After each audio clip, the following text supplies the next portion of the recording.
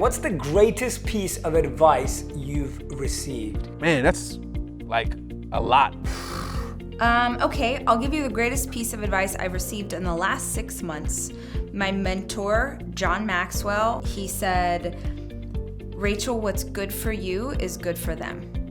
And what he was trying to talk me through was how much I'm working, how hard I'm pushing, and needing the time for rest and needing the time to recharge, and this sense of responsibility you have when you have a community this big or a company this big to keep pushing. And he just kept saying, what's good for you, meaning for you to be whole and happy and rested, what's good for you is good for them. One that comes to mind right now is forever could end tomorrow. And yeah, I think you guys get that. One off the top of my head is to treat others like you would want to be treated. And that is true in your business, that is true with your team, in leadership, in your marriage, in your family. I mean, every aspect of your life, treat others as you would want to be treated.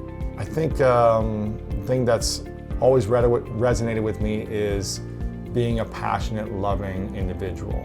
You know, we attract what we are, and we attract what we bring to the table. So if you want more love and passion and excitement, then bring that. So I've always tried to be passionate and be loving.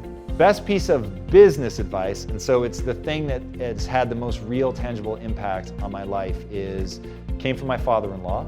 If you want to succeed in business, you need to know more about whatever deal it is that you're working on than anyone else. And when you are always operating from a superior position of knowledge, you'll win.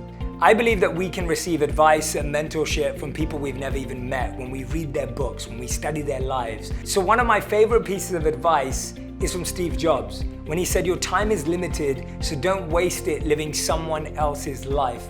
And I think this is such a deep, profound piece of advice, because so often we get lost trying to be like others, trying to sound like others, trying to do things like other people. And I think we get so much value when we can just share our genuine, sincere self. So that's the greatest piece of advice I've ever received.